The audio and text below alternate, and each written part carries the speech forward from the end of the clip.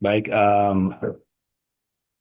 malam ini tentunya kita memiliki beberapa berita duka karena boleh dibilang semua yang beristirahat ada hubungan dengan anggota-anggota di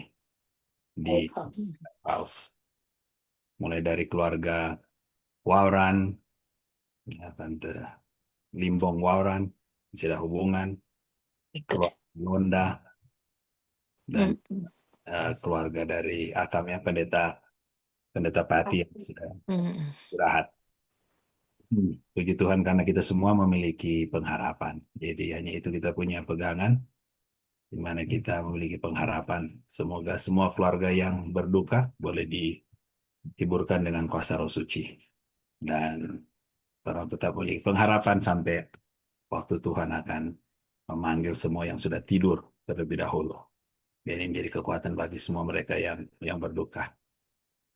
Dan juga tentunya kami tetap doakan bagi mereka yang berduka, keluarga yang berduka, supaya diberikan selalu kekuatan dan penghiburan pengharapan dari Tuhan. Baik, sekalian, mungkin saya mau bertanya apakah Anda bisa lihat saya punya background ini? Ah, Nggak bisa. Bisa lihat, ya, oke. Mm, Nah, Bisa, di DP orang deh. ini DP orang, mm, ini dia. mm, Jadi saya ada coba-coba sesuatu yang mungkin lebih supaya kita bisa lebih mengerti, walaupun hanya dengan Zoom kita pergunakan apa yang Tuhan sudah berikan melalui teknologi. Baik, judul pelajaran kita karena ini kan malam malam doa jadi tidak panjang-panjang. Em, Dipimpin oleh kemuliaan. ya, betul. Anda sudah lihat di poster Kebetulan yang Stephen selalu bikin dengan dengan api. yang menuntun dengan awan dan api. Baru dia punya permulaan saja sudah dibilang dipimpin oleh apa? Kemuliaan Kemuliaan. atau dipandu oleh kemuliaan. Boleh saja Mm, translate seperti itu. Guided by glory. mm, Kemudian apa yang dibilang mungkin Anda yang lebih mungkin pendeta bisa translate yang lebih bagus. Tapi kalau di sini dibilang following the God of the cloud mm. and the fire. Kalau Anda sudah tahu cloud itu adalah apa? Awan. One fire adalah api, ya. Mm, Mengikuti Allah yang menuntun dengan awan dan api. Hanya dengan judul saja Anda bisa bisa tebak dan Anda bisa tahu cerita di dalam Alkitab di mana itu. Kira-kira kalau Anda bisa, saya bisa tanya cerita di bagian mana itu. Sebagian orang Israel keluar dari Mesir. Betul. Apalagi kalau Tante Mm, Ani baru datang dari sana, Anda mm, lewat mungkin di salah di satu ini tempat ini, mm, yaitu di padang pasir sini. pasir, pasir, pasir. Pasti ada lewat situ. Dan Anda boleh bayangkan itu bagaimana keadaan di padang Padang pasir. pasir. Mm, Kalau dia memang panas-panas sekali, kalau memang dia panas. dingin-dingin sekali, dan tidak menyejukkan sama sekali. Kalau Anda pergi ke Las Vegas saja, Anda boleh bayangkan, atau Arizona di bagian desert sana, atau di California yang di bagian desert, tidak sama sekali tidak comfortable. Mm, mm. Nah, ini bukan cuma bicara mengenai bagaimana Tuhan pimpin mereka dengan tiang api. Ada arti-arti yang lebih dalam lagi bagi bangsa Israel yang Tuhan tunjukkan. Untuk lebih jelas lagi, mari kita buka dalam buku Keluaran. Itu terdapat dalam buku Keluaran. Kalau Anda lihat, ini dia. Keluaran 13 ayat 21 dan 22. Ya mungkin untuk secara jelas pertama kali dalam Alkitab eh, dikatakan ini tiang awan dan tiang api disebut. Para sebetulnya pada waktu mereka juga keluar dari apa? Dari Mesir, siapakah yang menolong mereka waktu itu waktu mereka mau menyeberangi akan apa laut apa Mer- namanya? Merah. Laut Merah. Mm, Dia itu yang menghalangi itu musuh itu mau kejar mereka itu adalah apa? Yang ini yang disebut mm, tiang awan, ya. mm. Jadi mari kita baca ini ayat yang pertama disebut dengan jelas Keluaran 13:21. Kalau Anda baca pelan-pelan satu ayat ini saja, dua ayat ini saja sudah apa? Sangat menguatkan kita. Jika dikatakan Tuhan berjalan di belakang atau di tengah, Depan. jelas sekali dia bilang. Tuhan berjalan di depan mereka. Kalau dia berjalan di depan, berarti semua yang akan kita lewati dia sudah apa? Dia sudah sensor. Semua yang kita akan lewati dia sudah siapkan. Ya, dia tidak mengikuti dari belakang, tidak. Dan semua yang akan kita lewati itu sudah pasti apa? Sudah disediakan, disiapkan buat kita. Nah, dia bukan cuma berjalan begitu saja, tapi lebih jelas lagi dia bilang pada siang hari dalam bentuk tiang apa? Tiang Awan. awan. Untuk apa katanya? Menuntun mereka di jalan. Mm. Dan dia bilang juga pada waktu malam dalam tiang api, ya, untuk tiang api, untuk menerangi mereka. Sehingga mereka dapat berjalan siang dan malam. Anytime, ya. Mau siang, mau malam, tidak ada masalah. Ini luar biasa ayat ini. 13 ayat 21. Kalau Anda baca Roh Nubuat, dikatakan Tuhan Allah sendiri yang menuntun mereka. Bayangkan, dia tidak mengirimkan malaikat, tapi Tuhan sendiri yang menuntun mereka. Berjalan siang dan malam. Nah, inilah kehidupan anggota-anggota Lifehouse atau umat-umat Tuhan yang setia.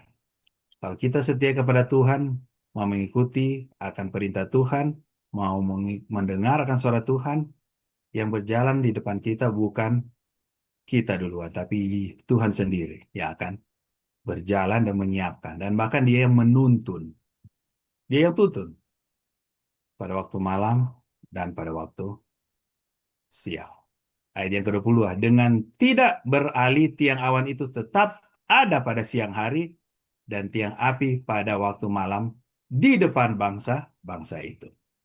Bayangkan, bukan hanya secara pribadi yang Tuhan tuntun, tetapi juga di depan bangsa. Artinya, kalau Tuhan akan menolong kita pribadi, dia juga akan menolong kita di dalam jemaat.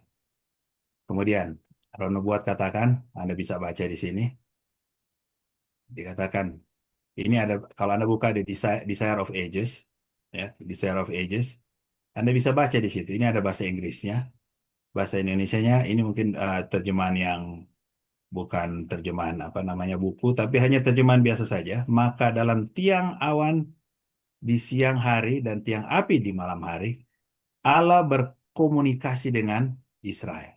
Jadi dia bukan hanya menuntun, tetapi saya juga baru tahu ini, rupanya Tuhan berkomunikasi. Dia berbicara, berkomunikasi dengan Israel, bangsa Israel.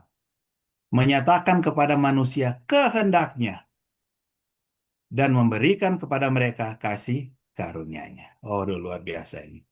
Jadi, sambil Tuhan menuntun kita, Tuhan juga apa? Berbicara dengan kita, berkomunikasi. Bukan cuma itu, dia menyatakan rahasianya. Itu kehendak Tuhan atau kehendaknya. Bukan cuma nuntun, tapi dia kasih arahan. Dia bilang ini yang bagus, ini yang bagus. Itulah itu tiang awan dan tiang api. Jadi semata-mata bukan hanya melindungi atau menerangi di waktu malam. Banyak sekali yang Tuhan buat melalui tiang api dan tiang awan. Kemudian ayat yang berikut, kalau Anda pelajari lebih dalam, ini ada tulisan Ellen G. White, Beginning of the End, ya. Anda bisa buka itu, dia punya apa? Dia punya eh, eh, bab 136,6. Kalau Anda type di internet, Anda bisa baca itu. Bahasa Inggrisnya ada di atas sini, tapi bahasa Indonesia saya coba translate secara biasa aja. Dikatakan, maka mereka melakukan perjalanan dari Sukot dan berkemah di Etam di tepi padang gurun. Dan Tuhan berjalan depan mereka siang, nah ini tadi ayat tadi kan, di depan mereka siang hari dalam tiang awan untuk memimpin jalan. Dan pada malam hari dalam tiang api untuk memberikan mereka cahaya. Sehingga mereka dapat pergi siang dan malam. Dia tidak menyingkirkan tiang awan pada siang hari maupun tiang api pada malam hari dari hadapan umatnya. Kalau Anda baca di sini katakan, pemazmur berkata, dia menebarkan awan sebagai penutup dan api untuk memberi cahaya pada malam hari. Mazmur 105 ayat 39. Anda bisa juga buka dalam 1 Korintus 10 ayat 1 dan 2. Hal itu berfungsi sebagai perlindungan dari panas yang membakar. Kalau Anda pergi ke desert, Anda boleh rasakan bagaimana apa panasnya di desert. Dan kesejukan serta kelembapannya memberikan kesegaran yang menyenangkan di gurun yang kering dan haus. Pada malam hari itu menjadi tiang api menerangi perkemahan mereka dan terus-menerus meyakinkan mereka akan kehadiran Allah. Jadi terang itu menyatakan juga kehadiran Allah. Jadi air condition pertama yang ada di dalam buku apa? Buku Keluaran. Keluaran. Air, air condition itu bukan ditemukan nanti sekarang. Tuhan selama kasih itu bangsa Israel. Asli. Dan ada heater lagi. Anda boleh bayangkan itu. Luar biasa. Dan bahkan cuma bukan itu. Sambil Tuhan memberikan peran, dia juga berkomunikasi. Luar biasa itu. Dia berkomunikasi. Dan ada lagi yang lain. Ini oleh White punya tulisan atau Rono buat beginning of the end. Ketika tentara Mesir mendekati mereka, ini waktu ingat baru mereka mau keluar, tiang Iya. awan itu naik dengan megah ke langit, melintas di atas bangsa Israel dan turun di antara mereka dan tentara Mesir. Ya, menghalangi. Bayangkan itu. Orang Mesir tidak lagi dapat melihat kemah orang Ibrani dan dipaksa untuk berhenti. Tetapi ketika malam semakin larut, tembok awan itu menjadi cahaya yang besar bagi orang Ibrani. Israel. Wow, luar biasa itu ya. Perlindungan secara apa? Penuh. Bayangkan. Sampai musuh pun tidak bisa apa? Melihat dan ingin menjahati akan umat-umat Tuhan. Jadi kalau kita mengandalkan Tuhan, Tuhan sendiri yang akan apa? Melintasi di atas apa? Anda masing-masing. Melintasi di atas jemaat Lifehouse. Melintasi di atas keluarga Anda. Melintasi pada cucu-cucu, pekerjaan, ataupun surat-surat. Anda masih ingat sekarang kita minta untuk didoakan. Jadi perlu itu. Kita memerlukan sekarang bukan apa? Hanya kehadirat Tuhan. Yaitu tiang api di waktu malam, tiang awan di waktu siang. Yang Anda akan dilindungi. Saya mungkin ini saya akan kasih kesaksian yang singkat ya. Waktu saya masih di California ya, dulu itu kan pergumulan pergumulan ya biasa surat-surat ya. Nah, saya bilang itu 3 huruf. Jadi dulu itu belum ada Tante Ice. Orang pakai nama Tante INS. Ya, ada 2 huruf baru tuh nama. Di samping itu orang itu ada car wash. Banyak sekali orang ya orang-orang pekerja yang dari bukan orang-orang sini. Diangkat semua itu tahun 90-an. Saya sendiri, padahal itu cuma beda berapa? Cuma mungkin 10 meter dari situ, baku sebelah. Saya tidak pernah dikorek-korek selama hampir 14 tahun di situ. Selalu diluputkan. Karena apa? Tiap hari saya berdoa itu. Dan Tuhan melindungi. Bayangkan. Ini hanya semoga bisa menguatkan kita. Kalau kita berserah pada Tuhan, Tuhan akan melintasi di atas rumahmu, di atas kemahmu, di atas eh, mobilmu, di apa tempat sewamu, di mana saja Anda berada. Kemudian, ini masih tetap BOI ini dia yang tulisan Nur buat. Harapan kembali ke hati bangsa Israel dikatakan, lalu Tuhan berfirman kepada Musa, katakan kepada anak-anak Israel untuk maju. Tapi angkat tongkatmu dan ulurkan tanganmu di atas laut dan belahlah itu. Dan anak-anak Israel akan berjalan di tanah kering di tengah laut. Saat Musa mengulurkan tongkatnya, air terbelah. Dan Israel berjalan di tengah laut di tanah kering. Sementara air berdiri seperti dinding setiap sisi, cahaya dari tiang api, Tuhan menerangi jalan yang terukir seperti alur melalui air. Bayangkan, segala langkah-langkah dari bangsa Israel itu dituntun oleh Tuhan sendiri. Kemudian um, kita bisa baca juga di sini apa yang dimaksudkan dengan um, tiang awan dan tiang api. Tuhan menunjukkan apa yang maksudnya nanti awan tiang api juga. Di sini katakan tiang awan dan tiang api Tuhan menunjukkan kehadiran, bimbingan dan perlindungan Tuhan bagi umatnya dulu dan sekarang. Nah, ini artinya dari apa? God's pillar of cloud and pillar of fire. Jadi menunjukkan akan dia punya present, guidance, and protection to his people. Kemudian, apa yang ditunjukkan pilar atau tiang tentang Tuhan? Apa artinya? Anda bisa baca di sini sangat simpel. Nomor 1, kehadiran Allah bersama umatnya. Itu artinya. Tuhan mau untuk hadir bersama dengan umat-Nya. Tiang itu adalah tanda yang terlihat bahwa Allah sendiri hadir bersama Israel di padang gurun. Bukan hanya mengirimkan instruksi dari jauh, awan itu beristirahat di atas tabernakel sebagai tanda kemuliaannya yang tinggal di tengah-tengah kemah itu. Kemudian apalagi yang ditunjukkan pilar atau tiang tentang Tuhan? Nomor dua adalah panduan panduan Tuhan di setiap musim. Jadi pada siang hari awan membimbing mereka, pada malam hari api memberi cahaya sehingga mereka tetap bisa maju. Israel hanya bergerak ketika awan itu terangkat dan tetap tinggal ketika awan itu tetap belajar mengikuti waktu Tuhan daripada rencana mereka sendiri. Jadi bayangkan, the clouds and the fire, guidance through changing season. Jadi Tuhan apa? Panduan Tuhan di setiap musim. Mau panas, mau dingin, apa hujan, dan lain sebagainya. Tuhan menuntun, memandu akan bangsa. Begitu juga kita. Keadaan apapun Tuhan akan menuntun kita. Jadi belajar mengikuti waktu Tuhan. Ini pelajaran yang sangat penting. Ya, yang berikut. Nomor tiga. Apa yang ditujukan pilar-pilar atau tiang tentang Tuhan. Ya, ini artinya. Nomor tiga, perlindungan Tuhan dalam bahaya atau kesulitan. Jadi God's protection in trouble. Perlindungan Tuhan dalam bahaya dan kesulitan. Di Laut Merah, tiang itu bergerak di belakang mereka untuk berdiri di antara Israel dan tentara Firaun. Memberi cahaya di satu sisi dan kegelapan di sisi lain. Tiang itu digambarkan sebagai tanda bahwa Tuhan berjuang untuk umatnya ketika mereka tidak dapat membela diri. Biasa ini. Luar biasa. Biasa itu tiang ada di mana? Di depan. Walaupun bahaya dari belakang, tiang itu apa? Pergi ke belakang dan apa? Dia membatasi. Malah dia yang apa? Dia ke belakang untuk berdiri di antara. Bayangkan, untuk melindungi Anda. Ya kan? Jangan takutlah. Keadaan apapun yang kita hadapi di luar, kita tidak tahu. Tapi kalau kita mengandalkan Tuhan, mengikuti waktu Tuhan, Tuhan akan melindungi. Kemudian apa yang keempat, apa yang ditujukan pilar atau tiang tentang Tuhan? Nomor empat adalah kesetiaan Tuhan yang tidak pernah meninggalkan kita. Bayangkan. Bayangkan Tuhan setia kepada kita, dia tidak pernah tinggalkan. Dia yang setia pada kita. Bagaimana kita?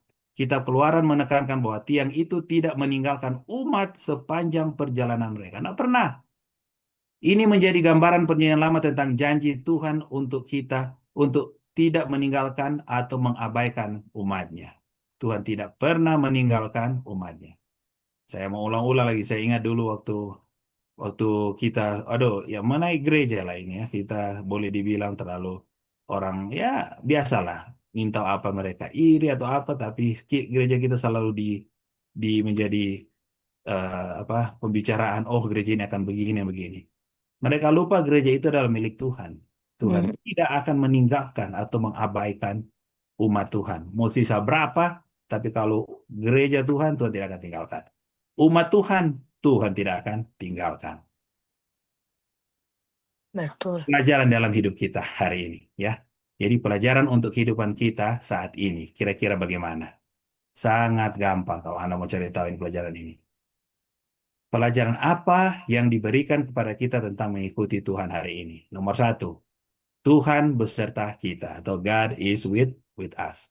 Kita mungkin tidak melihat awan atau api secara fisik sekarang, tetapi Roh Tuhan diam di dalam orang percaya dan di tengah jemaatnya sama jelasnya seperti ia diam di tengah-tengah Israel.